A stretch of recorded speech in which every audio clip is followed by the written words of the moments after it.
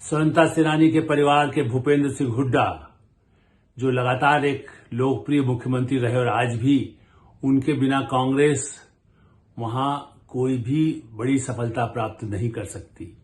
ऐसी स्थिति में भारतीय जनता पार्टी कितनी सफलता पाएगी वो अपना भारतीय जनता पार्टी तय कर रही है, उसके उम्मीदवारों की घोषणा होने वाली है। लेकिन कांग्रेस में जिस तरह के दबाव और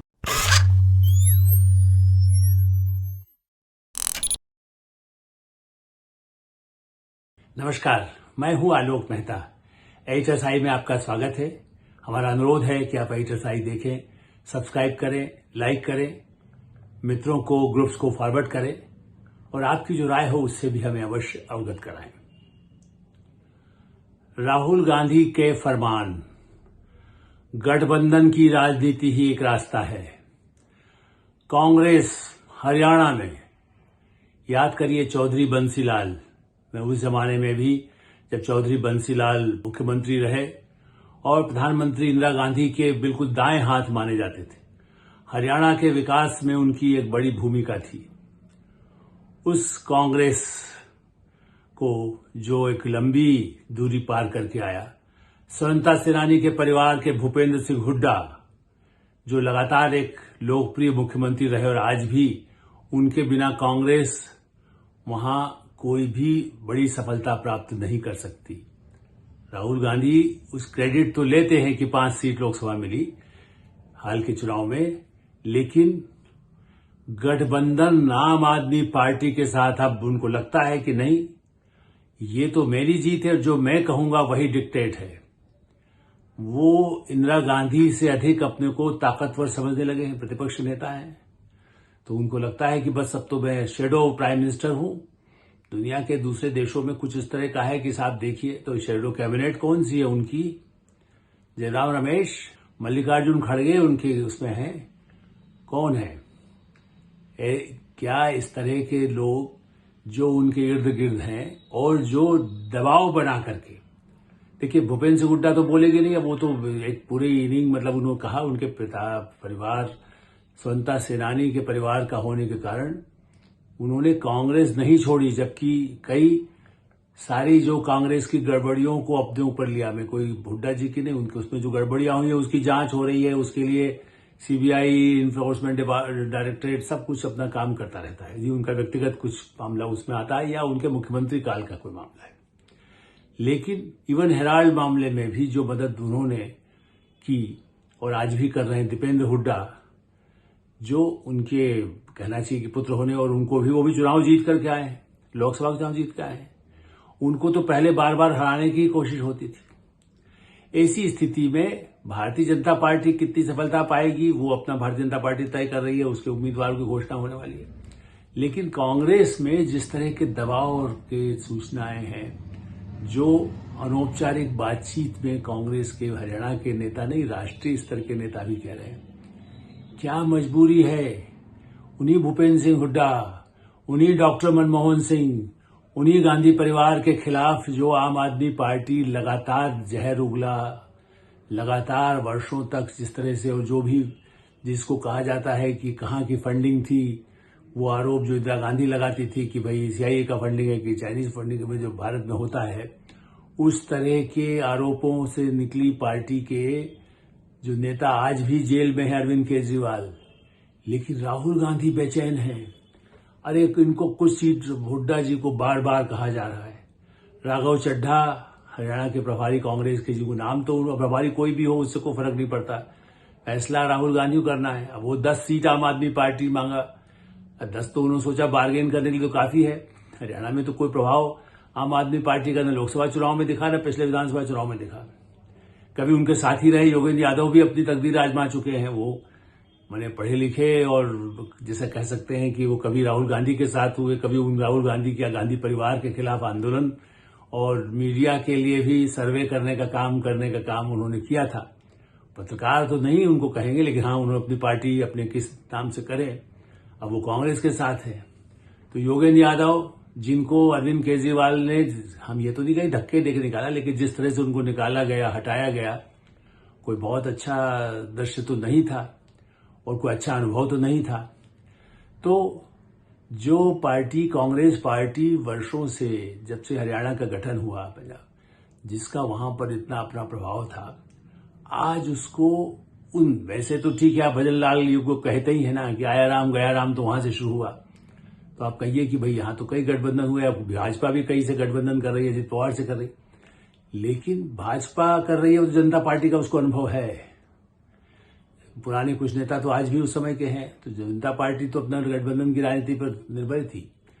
कांग्रेस ने भी कई गठबंधन तो किए हैं, लेकिन ऐसे छोटे से प्रदेश में, और वो भी गठबंधन देखिए समान विचार वाले आए, समझ में आता है।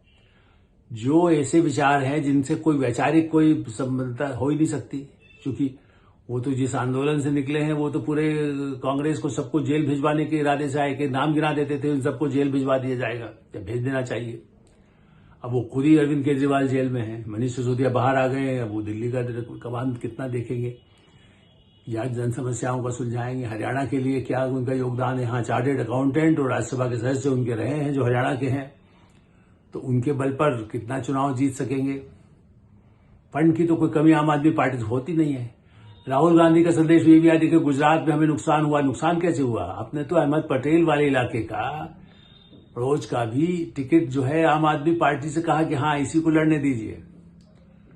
ऐसी स्थिति में ज्यादा समझौता नहीं किया, ले गुजरात में समझौता करके भी आप क्या दे देते हो, क्या ले लेते, लेकिन आपने कुछ समझौते किए तब भी, पिछले चुनाव में भी, और अब पराकाष्ठा है कि जहां पर हरियाणा में भूपेंद्र हुड्डा कह रहे हैं कि बराबर हम अपने बल पर भारी बहुमत ला सकते हैं। 10 साल भारतीय जनता पार्टी की सरकार रही है, लेकिन ऐसा नहीं है। भारतीय जनता पार्टी कोई मैदान खाली करके नहीं जा रही है।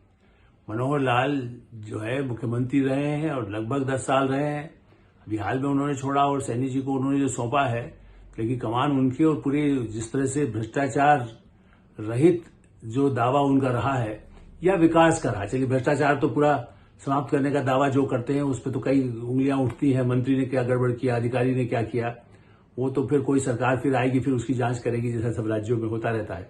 लेकिन ऐसा नहीं है कि वहां पर बिल्कुल मैदान था। उसके बाद क्या प्रधानमंत्री नरेंद्र मोदी, गृह मंत्री अमित शाह, मनोहर लाल जी और जेपी नड्डा, क्या ये मैदान खाली करके जाने की बात है? देखिए, कुरुक्षेत्र का मैदान कभी बड़े राजनीतिक युद्ध के बिना तो जीता नहीं जा सकता, दल बदल से जीतवा लीजिए, वो अलग बात है। तो ये ठीक है कि जेजेपी है, कुछ इस तरह की पार्टियां आने से कांग्रेस को लगता है कि समझौता करने से हमें और आसानी होगी और हमें बीजेपी से लड़ने में आसानी होगी। लेकिन नेशनल कॉन्फ्रेंस के साथ लड़कर के क्या कश्मीर घाटी में कांग्रेस पार्टी को बहुत बड़ा फायदा मिल सकता है? जम्मू में कुछ कहें तो बात अलग है, वो जब वहां उनका है, लेकिन कश्मीर घाटी में पीडीपी और दूसरे जो वहां पर स्थानीय दल जो उभर के आए हैं, और लोगों का विश्वास कांग्रेस के लिए तो वहां कतई पैदा नहीं हुआ है। ऐसी स्थिति में जो आजादी के बाद से शेख अब्दुल्ला परिवार से लड़ाई रही, बार बार आना जाना रहा, उससे समझौता। शरद पवार जिन्होंने इंदिरा गांधी के काल से कितनी बार दल बदला, आज उनके सामने समर्पण। कांग्रेस में राहुल गांधी, इसीलिए मैं मानता हूं क्योंकि मैंने इंदिरा गांधी से मिलने का, उनके इंटरव्यू करने का तब से लेकर के आज तक जो कांग्रेस के नेता बड़े रहे हैं उनसे बातचीत के मौके मिले हैं। राहुल गांधी तो अलग ही अपना उनका एजेंडा है, उनसे कोई बात करने का नहीं, वो बात कहीं और दुनिया में रहते हैं। लेकिन इससे पहले जितने नेता रहे हैं, और भारतीय जनता पार्टी के, जनता दल के, जनता दल यू के जितनी पार्टियां बनी हैं, समाजवादी, सोशलिस्ट, कम्युनिस्ट, मार्क्सवादी कम्युनिस्ट, तृणमूल कांग्रेस के नेता, सबसे बातचीत होती रही है। नेशनल कॉन्फ्रेंस के नेता, जिस तरह से महबूब बैग आप कहें, लोन के पिता उनके परिवार के सदस्य रहे हैं, फारूक अब्दुल्ला, लेकिन वो कितना उनके शेख अब्दुल्ला के समय से जो बार बार कश्मीर को लेकर शिकायतें होती थी और जेल में उनको कितनी बार रखना पड़ा, उस पर मैं कई चर्चा कर चुका हूं।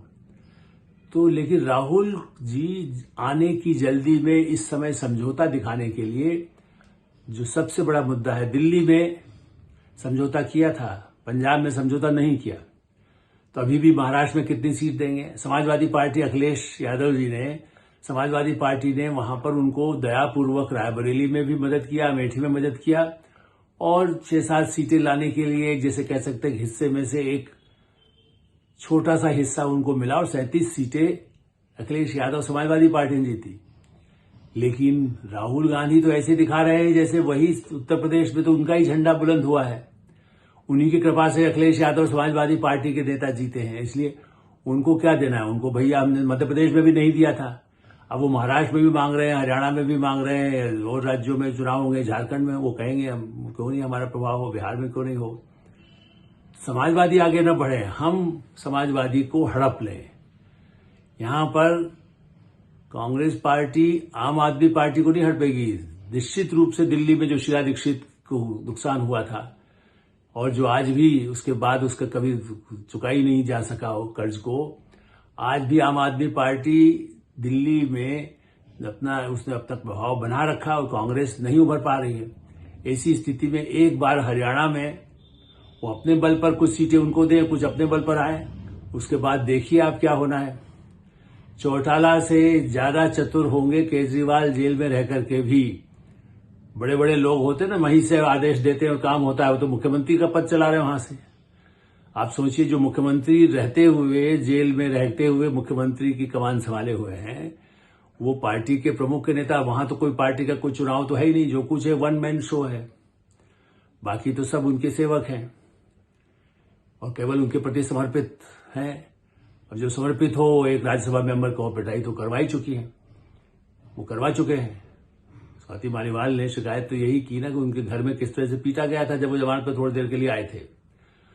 तो अब उनका तो आतंक रहेगा ही, और हरियाणा तो उनका, कभी वो हरियाणा के बन जाते हैं, कभी वो गाजियाबाद में, जब कभी वहां रहे तो वहां का बन जाते हैं। दिल्ली पे तो उनका राज है ही, शीश महल भी बना हुआ है, सरकारी महल, वो पता नहीं उनको अभी वो खाली करने की जरूरत ही पड़े ना पड़े, तो यही सोच के आए हैं स्थायी रूप से, इसीलिए 50 करोड़ का शीश महल बनवा लिया। तो ऐसी स्थिति में राहुल गांधी जिस तरह से अपने ही नेताओं के कंधों को, गर्दन को झुका करके सत्ता में आने के लिए बेचैन है, ये उस कांग्रेस के इतिहास में एक ऐसा अध्याय होगा, वो कलंकित होगा कि उज्जवल होगा, ये वो खुद पार्टी डिसाइड करेगी या जनता डिसाइड करेगी। एटरसाई में हम विराम देते हैं। आप एटरसाई देखते रहें, लाइक करें, सब्सक्राइब करें, मित्रों को, ग्रुप्स को फॉरवर्ड करें और आपकी जो राय हो उससे भी हमें अवश्य अवगत कराएं। धन्यवाद, नमस्कार।